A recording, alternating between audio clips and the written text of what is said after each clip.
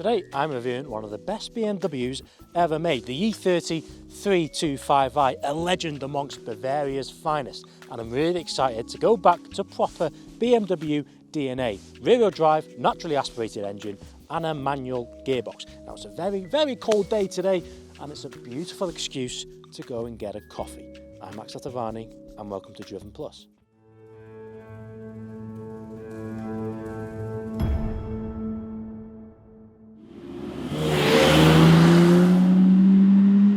Firstly, let's address the elephant in the room. The E30 M3, now we all know how special that car is. That would be in my dream car garage. But the 325i for me is a little bit slept on because this has something the E30 M3 does not. A silky smooth straight six engine. The 325i produced 168 horsepower, 226 newton meters of torque from its 2.5 litre naturally aspirated straight six. Ah yes, this is from an era from whatever numbers you saw on the tailgate was its true actual engine size. Top speed 135 miles per hour and a 0 to 60 of 7.5 seconds. Now from a car that's 33 years old, that's pretty good going. Put it this way, this would be the M340i of the 1980s. Now the E30 M3 had a 2.3 litre naturally aspirated inline-4 engine with 192 horsepower and 225 newton meters of torque. And I've heard wonderful things. I haven't driven one, but how much I'd love to. But this had less horsepower from a bigger engine, which meant one thing: you didn't have to ring it. It was more refined and arguably sounds better too.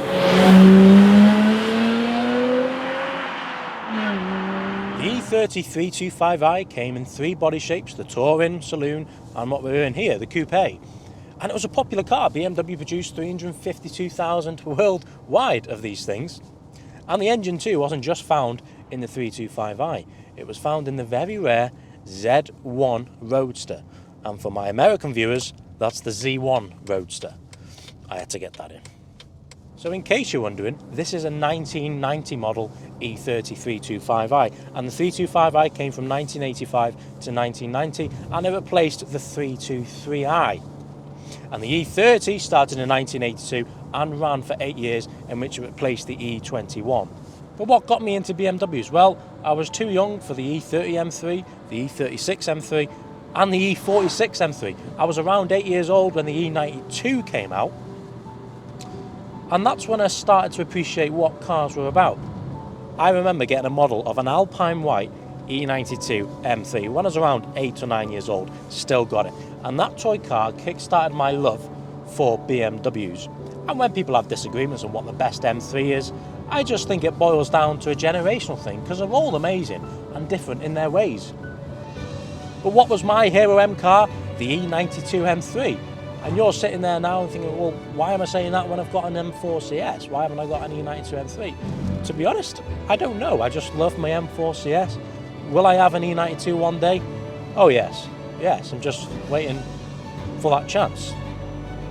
Because I'm not part of my M4 CS. But there was also that model toy, and also my dad. He was massively into BMWs. As I said again, 7, 8 years old when you start to appreciate what cars are about. He had an E60 5 Series 530D. Again, loved that car, and it was like a rocket ship in the day.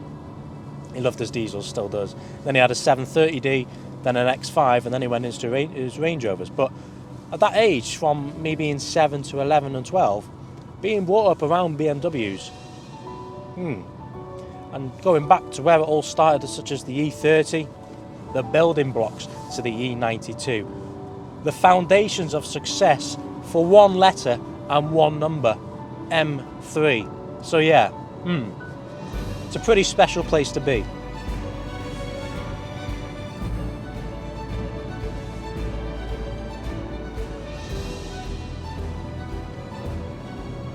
Okay, it's time for a hot drink.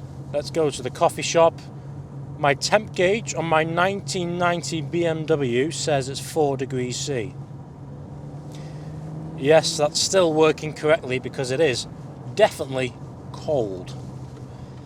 I don't know if it's just me, but whenever I go and get a drink, or say a drive-through to get a drink, I always make sure the cup holders are free, so it's quick, thank you, bang, in the cup holder.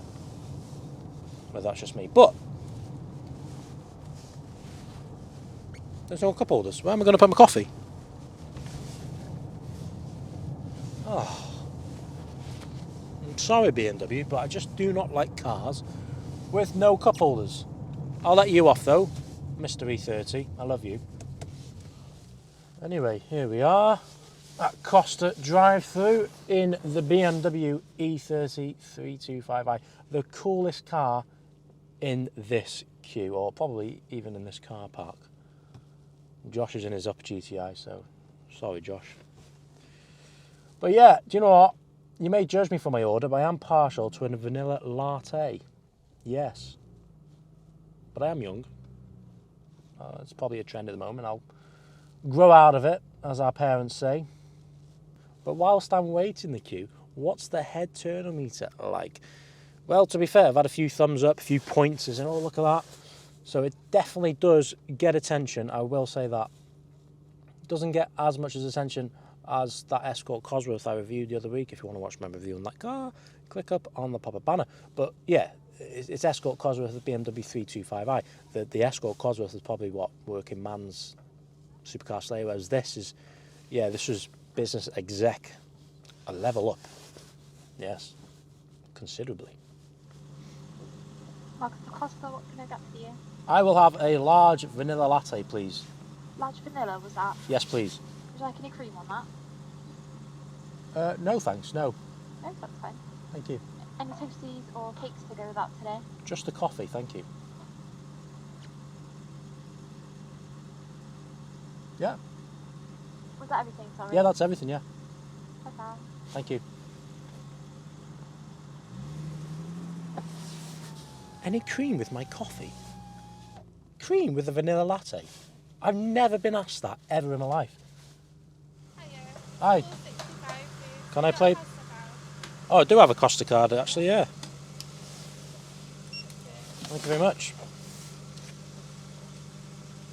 £4.65. Thank you. Oh, brilliant. Thank you. Poor girl has absolutely no idea. I'm sat in an Icon. Let's go park up and enjoy this coffee. Look at it, one of the most iconic cars from Germany. Never mind just BMW alone. It's a design that's going to age like fine wine as it has already. 33 years old, but it looks beautiful. Dual lights either side with the wipers there, as you want to call them, angel lights, and a perfectly sized grille. I'm not going to ask your opinion on the new stuff, Mr. E30. But let's go back to what, 1988, 35 years ago? Imagine the pride you must have felt driving around in a 325i. And this is from an era when there was no finance, so if you had one, you had cash. But you Americans particularly liked the E30 325i. You couldn't get your head around that the E30 M3, the range-topping 3 Series, had a smaller engine than the 325i. I mean, I get what you mean, Yanks, but the E30 M3 is considered one of the best driver's cars of all time. Maybe you should have given that more thought. But it's interesting, isn't it? Really is interesting. But I have to comment on the condition of this car. It's absolutely superb. And I bet you're thinking there, how have I got my hands on such a clean example? Well, INS Car Centre, massive thanks to those guys today. Check them out. They've got loads of cars for sales. But looking at the car, even the little details, the front number plate, it's got on the bottom there, the main dealer, Halliwell Jones, the kit, M-Tech kit on it, M Sport, 1990, the M340 of the 1980s. That's what it is. An absolute beauty. And let's have a look under the bonnet. The latch is down here. But look at this. Voila. That's cool, isn't it? Imagine turning up to a meet in the 1990s and flipping your bonnet up that way. The M20 2.5 litre straight 6 engine. Nice and warm, and just look at it. It's superb, and you see the exhaust manifold down there. What a car. And as we bring it down, you have to bring the thing like so, let it sit, and then push it from the front. And there we are. Let's go have a look inside. Even from the outside, it looks a small car, but when you get in, it's like a TARDIS. It's spacious. There's a lot of room. Now, there's 33 years difference between my M4CS and this, but I have to say the cockpit layout is pretty much bang on the same. Even the instrument clusters, you've got your fuel gauge on the left, speedometer, rev gauge, and then your temp. It's all very similar and it's very driver focused, but it just feels like it rolled out the factory yesterday. The build quality is absolutely, it's insane. It really is. Right, I've almost finished my coffee. Let's get out on the road. But the E30 was a revolution for the 3 Series. It was a step in the modern era. It had a trip computer, it had anti-lock brakes, all straight 6 engines, got ventilated discs. Yeah, okay, all this what I've just mentioned there, you probably get in a standard Dacia Sandero. But in 1990, this was luxury. It's when you drive this thing you can understand why people rave about the E30 so much. It only weighs 1125 kilos, so it's light. It's got a beautiful manual gearbox, and it's got a silky smooth, naturally aspirating straight 6 engine. So I'm in 3rd gear now. I'll put my foot to the floor, 4,000 revs, onto 5,000 revs. It's a usable power, it's manageable. You can have fun with this. Compare this to my M4CS, turbocharged straight 6, 450 horsepower. Now, I'm very rarely full throttle on that thing, and I'm probably using 50% of its power, if at most, whereas this, I'm using 100% of its power. Yeah, it's as if BMW got it right.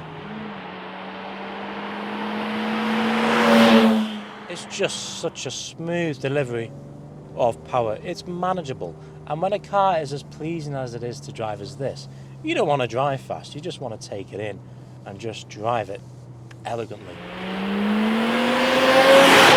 But this car just reminds me that you don't need silly amounts of horsepower to have fun. Even the owner, Nathan, he has an M55 F87 M2, the 1st generation one. Brilliant cars, but whenever we go to a Cars and Coffee event, he jumps in this. And I can understand, because it's just so nice to drive, it's so refined. It's not your typical classic car where, let's be honest, they're not the best to drive, most classics. But this, yeah, this is special. This is comfy and easy to drive, honestly. Doesn't feel like a 33-year-old car. But it really is a great mix of drive and engagement, rear-wheel drive, LSD, hydraulic assisted steering, and even the size proportion of the road. It just seems perfect. It doesn't seem too big. It's just a perfect size, honestly. It really is.